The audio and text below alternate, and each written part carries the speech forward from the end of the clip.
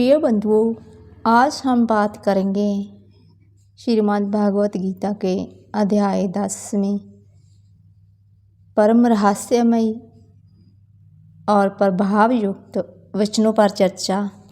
आइए जानते हैं।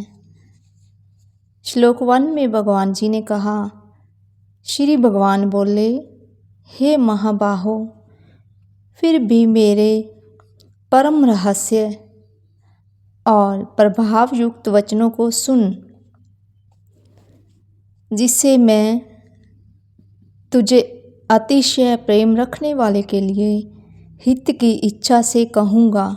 श्लोक नंबर 2 में भगवान जी ने कहा, मेरी उत्पत्ति को अर्थात लीला से प्रकट होने को ना देवता लोग जानते हैं और ना महर्षि जन ही जानते हैं, क्योंकि मैं सब प्रकार से देवताओं का और महर्षियों का भी आदि कारण हूँ।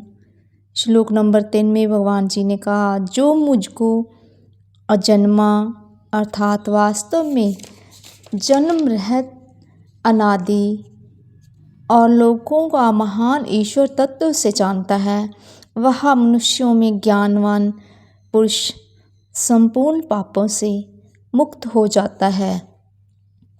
श्लोक नंबर 4 और 5 में भगवान जी ने कहा, निश्चय करने की शक्ति, यथार्थ ज्ञान, असमूढ़ता, क्षमता, सत्य, इंद्रियों को वश में करना, मन का निग्रह करना, सुख दुख, उत्पत्ति प्रलय और भय अभय तथा अहिंसा, समता, संतोष, तपदान, कीर्ति और अपकीर्ति, ऐसे ये प्राणियों के नाना प्रकार के भाव मुझ से ही होते हैं। श्लोक नंबर 6 में भगवान जी ने कहा, 7 महर्षि जन, 4 उनसे भी पूर्व में होने वाले सनकादि तथा स्वयंभू आदि 14 मनु, ये मुझ में भाव वाले सब के सब मेरे संकल्प से उत्पन्न हुए हैं, जिनकी संसार में यह संपूर्ण प्रजा है। इस श्लोक में भगवान जी ने कहा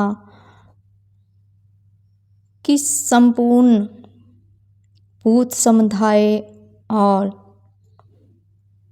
जितने भी प्राणियों के भाव हैं वह मेरे संकल्प से उत्पन्न हुए हैं, अर्थात जो कुछ भी माया के अंतर्गत आता है वह सब भगवान के संकल्प मात्र से ही पैदा हुआ है, अर्थात जो कुछ भी चल रहा है भगवान का संकल्प ही चल रहा है। श्लोक नंबर 7 में भगवान जी ने कहा, जो पुरुष मेरी इस परमेश्वर रूप विभूति को और योग शक्ति को तत्व से जानता है, वह निश्चल भक्ति योग से युक्त हो जाता है, इसमें कुछ भी संशय नहीं है। इस श्लोक में भगवान जी ने कहा कि जो पुरुष मेरी इस परमेश्वर रूप विभूति को और योग शक्ति को, यहाँ भगवान जी ने अपने 2 रूपों का वर्णन किया, अपने परमेश्वर रूप का और योग शक्ति का। इन दोनों को जो तत्व से जानता है वह पुरुष ही भक्ति योग से युक्त हो जाता है। श्लोक नंबर 8 में भगवान जी ने कहा, मैं वासुदेव ही संपूर्ण जगत की उत्पत्ति का कारण हूँ और मुझसे ही सब जगत चेष्टा करता है। इस प्रकार समझकर श्रद्धा और भक्ति से युक्त बुद्धिमान पुरुष भक्तजन मुझ परमेश्वर को ही निरंतर भजते हैं। श्लोक नंबर 9 में भगवान जी ने कहा, निरंतर मुझ में मन लगाने वाले और मुझ में ही प्राणों को अर्पण करने वाले भक्तजन मेरी भक्ति की चर्चा के द्वारा आपस में मेरे प्रभाव को जनाते तथा गुण और प्रभाव सहित मेरा कथन करते हुए ही निरंतर संतुष्ट होते हैं और मुझ वासुदेव में ही निरंतर रमन करते हैं।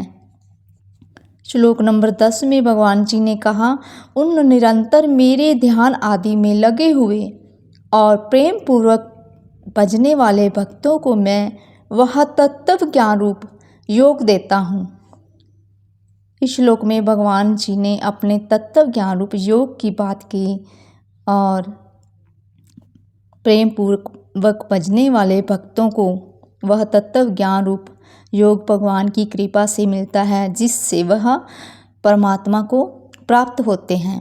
हे अर्जुन, उसके ऊपर अनुग्रह करने के लिए उनके अंतःकरण में स्थित हुआ मैं स्वयं ही उनके अज्ञान जनित अंधकार को प्रकाशमय तत्व ज्ञान रूप दीपक के द्वारा नष्ट कर देता हूँ। श्लोक नंबर 12 और 13 में भगवान जी ने कहा, अर्जुन बोले, आप परम ब्रह्म, परम धाम और परम पवित्र हैं, क्योंकि आपको सब ऋषिगण सनातन दिव्य पुरुष एवं वेदों का भी आदि देव, अजन्मा और सर्वव्यापी कहते हैं। वैसे ही देव ऋषि नारद तथा अस्त और देवल ऋषि तथा महर्षि व्यास भी कहते हैं और आप भी मेरे प्रतीक कहते हैं।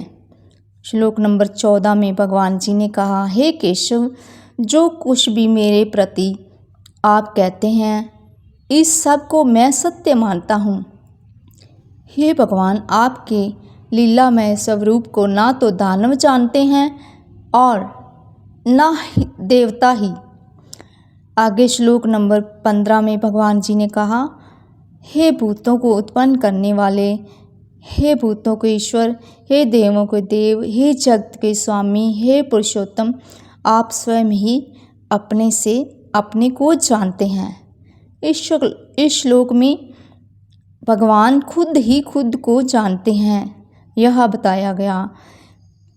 इसलिए आप ही उन अपनी दिव्य विभूतियों को संपूर्णता से कहने में समर्थ हैं, जिन विभूतियों के द्वारा आप इन सब लोकों का व्याप्त करके स्थित हैं। इस श्लोक में भगवान जी की विभूतियों की बात की गई और कैसे वह व्यापक हैं और विभूतियों द्वारा वह इन सब लोकों को व्याप्त करके स्थित हैं, अर्थात सब भगवान में स्थित है। श्लोक नंबर 15 में, हे योगेश्वर, मैं किस प्रकार निरंतर चिंतन करता हुआ आपको जानूं, और हे भगवान, आप किन किन भावों से मेरे द्वारा चिंतन करने योग्य हैं। आगे भगवान जी ने कहा, हे जनार्दन, अपनी योग शक्ति को और विभूति को फिर भी विस्तार पूर्वक कहिए, क्योंकि आपके अमृतमय वचनों को सुनते हुए मेरी तृप्ति नहीं होती, अर्थात सुनने की उत्कंठा बनी ही रहती है। आगे भगवान जी ने कहा, श्री भगवान बोले, हे कुरुक्षेत्र, अब मैं जो मेरी दिव्य विभूतियाँ हैं उनको तेरे लिए प्रधानता से कहूँगा, क्योंकि मेरे लिए मेरे विस्तार का अंत नहीं है। हे अर्जुन, मैं सब भूतों के हृदय में स्थित सबका आत्मा हूँ तथा संपूर्ण भूतों का आदि, मध्य और अंत भी मैं ही हूँ। उपरोक्त श्लोकों के माध्यम से भगवान श्री कृष्ण जी समझा रहे हैं कि मेरे परम रहस्य को और प्रभाव युक्त वचनों को सुने और वह अपने परम रहस्य को और अपने प्रभाव को अपने वचनों के द्वारा शब्दों के माध्यम से उजागर करने जा रहे हैं कि मेरा परम रहस्य क्या है, मैं कौन हूँ, कैसा हूँ, मेरी विभूतियाँ क्या हैं, मैं कैसे सबको घेर के स्थित हूँ। सब कुछ मुझसे युक्त है, क्योंकि मैं तुमसे बहुत ज़्यादा प्रेम रखने के कारण ही हित की इच्छा से अपना रहस्य बता रहा हूँ। मेरी उत्पत्ति को प्रकट होने को ना तो देवलोक जानते हैं और ना ही ऋषिजन, क्योंकि सभी प्रकार के देवताओं और महर्षियों का भी आदि कारण मैं ही हूँ, अर्थात मेरे प्रभाव को प्रकट होने को देवता और ऋषि भी नहीं जानते, क्योंकि सब मेरे से ही उत्पन्न हैं, मेरे द्वारा ही हैं। इसलिए सभी का आदि कारण मैं ही हूँ। सभी मुझसे और मुझ में हैं। जो मुझको अजन्मा अर्थात जन्म रहित अनादि और समस्त लोगों का महान ईश्वर ऐसा तत्व से जड़ से जान लेता है, वह ही मनुष्यों में ज्ञानवान पुरुष संपूर्ण पापों से मुक्त होता है। अब विचारणीय बात यह है कि भगवान अजन्म है, जन्म मृत्यु से रहित है, और फिर भी उसे जाना जा सकता है, तत्व से जाना जाता है। तो कैसे जाना जाता है? यह बहुत गहन सोचनीय विषय है। परमात्मा जो समस्त लोगों का सार तत्व है, सबका परम कारण है, उसको देवता ऋषि लोग भी नहीं जानते। यह कितनी बड़ी महान आश्चर्य की बात है, किंतु मानव परमात्मा को तत्व से जान सकता है, जो अजन्मा है, जन्म मृत्यु में नहीं आता, और जो तीनों लोगों का स्वामी है, आदि कारण है। जो पुरुष उसको तत्व से जान लेता है, वह मनुष्यों में ज्ञानवान पुरुष होते हैं। और परम रहस्य में ईश्वर को तत्व से जो जान लेता है, वह संपूर्ण वेदों से, संपूर्ण पापों से मुक्त हो जाता है। बंधुओं, आज हमें भी जरूरत है ऐसे तत्व ज्ञान की खोज करने की, प्रबल जिज्ञासा की, अपनी वास्तविक मंजिल को प्राप्त करने की। उठिए, जागिए और मंजिल को उपलब्ध कीजिए। परम प्रभु परमेश्वर की जय।